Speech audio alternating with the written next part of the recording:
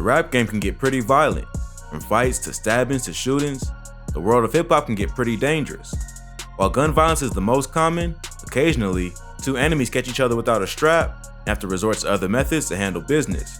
Here's a look at a few popular rappers who have gone head-to-head with an op in a knife fight and lived to tell the tale. Casanova. Caswell Sr., aka Casanova, is a rapper and convicted felon from Brooklyn, New York. Casanova is best known for hard street bangers like Set Trippin' and Gripped Up, as well as collaborations with major artists like Chris Brown and Young Thug. But before rap, Cas spent 7.5 years in prison and told DJ Vlad in an interview that he was involved in 3 documented knife fights while in jail and participated in a total of up to a dozen other undocumented stabbings while behind bars.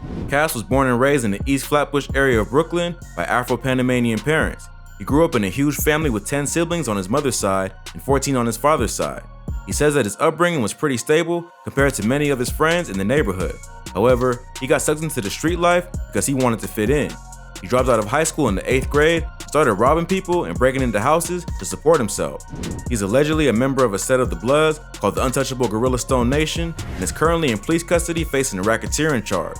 But Cass has been in and out of the system since he was a teenager, and before getting hit with the RICO charge, he spent 7 years in prison for armed robbery. In an interview with DJ Vlad, Casanova describes getting into several knife fights with other inmates in prison. He says that he knows he had at least 3 or 4 documented incidents where the COs had to get involved, but there was probably up to a dozen times where he was involved in cutting someone else. He also claims that he was cut a few times himself and sustained an injury to the arm. He said that it was often common for inmates to sneak razor blades, shivs, and drugs into prison through a process called boofing, which means smuggling contraband by sticking it in your rectum. Cass admits that this practice was common and that he was once caught for boofing drugs, but doesn't go as far as admitting that he smuggled in a razor blade in his ass. The boofing of the drugs ended up getting him a citation that led him to solitary confinement for 32 months. While he was in solitary, he had a roommate, but kept getting into beefs with them, and they had to be constantly cycled out. Casanova claims this was the darkest time in his life and what made him reconsider his life. In the interview, he describes the mentality he had while fighting others in jail. He says that even though it sounds crazy to some people, to him it was completely normal and just part of everyday life. He had been in and out of prison so long, he was used to the drama and always down for whatever. But he says that the stay in solitary really broke him down and made him realize that there wasn't anything normal about spending almost 3 years locked away from all human contact, other than fighting with an occasional roommate. Cass was eventually released in 2013, but ended up getting locked up again for a robbery he didn't commit just a few months later. Because he was on parole, he had to stay in jail while he waited for the trial, and this was the moment that he decided to give up the street life and focus on legal activities. He ended up beating the charge, and after he was released, his sister helped him get a job at a local construction site. He left the construction job after just a few months and took on rapping as a legal way to earn a living. He released his first track, Don't Run, in 2016 and ended up signing to Jay-Z's label Roc Nation later that year. His career was on the rise until he was arrested on federal racketeering charges in December 2020.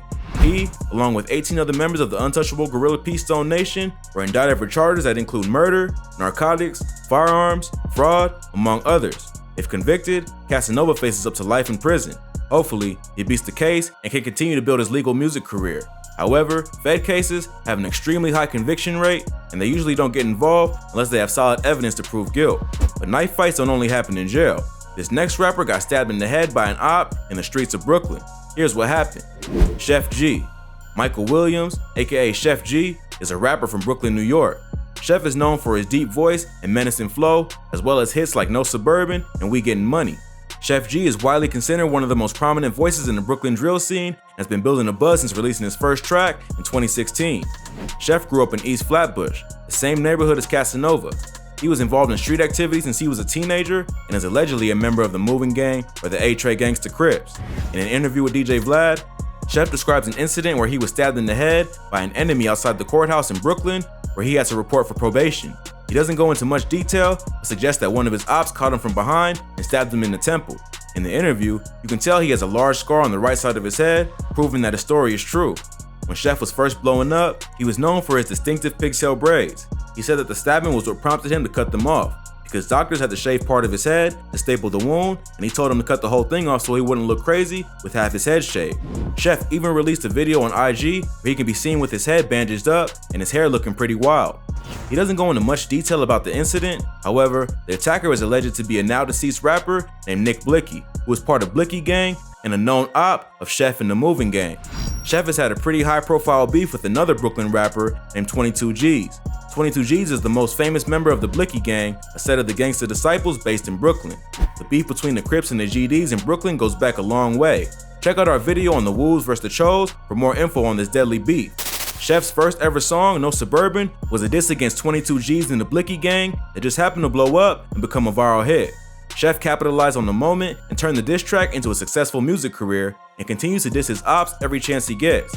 He even released a follow-up to No Suburbans Part 2, which is his most successful track to date, with over 33 million streams on Spotify alone. However, 22 G's is not suspected to be the one who stabbed Sheff G. It is actually his dead homie, Nick Blicky, that is credited with the attack. In an IG live session, another Blicky gang rapper named Breezy Blicky admits that it was someone from their camp who stabbed Sheff. He doesn't say who committed the crime, but fans and spectators on the internet have credited Nick Blicky with the attack because he allegedly had a probation hearing on the same day at the same courthouse Sheff was at. Sheff is pretty calculated with how he speaks on his beef in interviews and therefore hasn't given much information on the identity of the attacker. He even refuses to confirm that No Suburbans is a 22 G's diss. However, the drama between their camp and the GDs is well established, so it makes sense that it was someone from that set.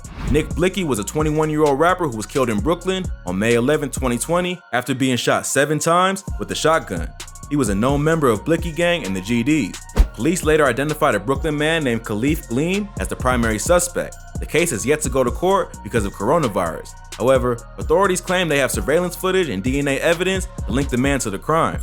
Glean was out on parole after serving time for attempted murder, and police claim that they caught him in possession of the gun that was used to kill the artist. Although no motive has been released for the killing, witnesses say that the man they saw leaving the scene was wearing a blue bandana, tying him to the Crips.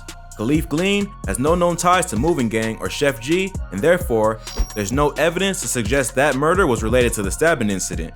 The beef between the Crips and the GDs runs deep, and therefore, it wouldn't be all that shocking if the shooting was over an unrelated beef. Authorities claim that the killer hugged him and dapped him up before shooting him, suggesting that the two already knew each other. However, in the mean streets of Brooklyn, anything can happen. It wouldn't be all that crazy if Sheff uses new money and clout in the music industry to plan a hit on one of his ops. However, the GDs are notoriously outnumbered in Brooklyn and at war with almost everyone, so it also wouldn't be that crazy if he simply got caught lacking by an enemy he thought he was cool with. But if you thought that was crazy, this next rapper allegedly stabbed a man at the Vibe Awards after he punched Dr. Dre in the face. Yup, let's get right into it. Young Buck. David Brown, better known as Young Buck, is a rapper from Nashville, Tennessee. Young Buck is best known for his affiliation with 50 Cent and G-Unit. However, he split from the group around 2012. But before he split from the group, Young Buck got caught up in some of the drama that surrounded 50 and G-Unit in the early 2000s and ended up getting arrested for assault after stabbing a man at the Vibe Awards in 2004. Young Buck started rapping at just 12 years old and caught the attention of Birdman from Cash Money when he was just a teenager. He signed to the label early in his career, but decided to leave to pursue other deals around 2003. He signed to G-Unit in 2003, around the time the group released their debut project, Beg for Mercy. G-Unit was making waves at the time, and the co-sign brought Young Buck a new level of fame. However, with that attention came tension as well. At the time, 50 Cent was one of the most controversial artists in the music industry and had beef with several high-profile artists. 50 also demanded absolute loyalty from everyone in his crew, which meant that by joining G-Unit, Young Buck had to inherit 50's problems with other rappers. In an interview with DJ Vlad, Young Buck describes the night of the stabbing and says that he knew something was gonna go down that night from the minute he entered the event. He says that the table they were sitting at was surrounded by their enemies, from Fat Joe to Irv Gotti, and that 50 told them to be prepared for anything. Rolling with G-Unit also meant that Buck was associated with other major figures in the industry like Dr. Dre and Suge Knight, which is what led to the brawl and the stabbing. Buck says he was backstage waiting for his cue to present an award, and suddenly he saw a major brawl break out on the teleprompter. The brawl was set off after an attendee named Jimmy James Johnson asked Dr. Dre for a picture and Dre refused. The fan ended up punching Dre in the face, which sparked a massive brawl. Buck ran up front to look for 50 to see what the move was, but found Dre getting beaten pretty badly by Johnson and a few others. He doesn't go into detail about what happened next, but he says he remembered holding a fork in his hand and seeing the dude on the ground. They left the award show pretty quickly, and a rumor started to circulate that G-Unit had killed someone. Jimmy James Johnson survived the stabbing, and both he and Buck were arrested for assault. Buck pled guilty and was sentenced to 3 years of probation and 80 hours of community service. Johnson also pled guilty and was sentenced to a year in jail, in addition to 3 years of probation. Buck avoided jail time immediately after the incident, but it came back to haunt him in 2010 when the IRS raided his home for failure to pay a $300,000 tax debt. They found a .40 caliber Glock 22. Because he pled guilty to the assault, which was a felony charge, he was not permitted to possess a weapon and was sentenced to 18 months in prison in 2012. After getting out of prison, Buck decided to distance himself from G-Unit. There were allegedly tensions behind the scene while Buck was fighting the gun charge. This led 50 to release a phone call he had taped between the two of them, where Buck can be heard crying and asking for financial advice. This led Buck to split from the group and release several diss tracks against G-Unit and vice versa. However, the beef eventually simmered down, and by June 2014, Buck was performing with G-Unit again at Summer Jam in New York.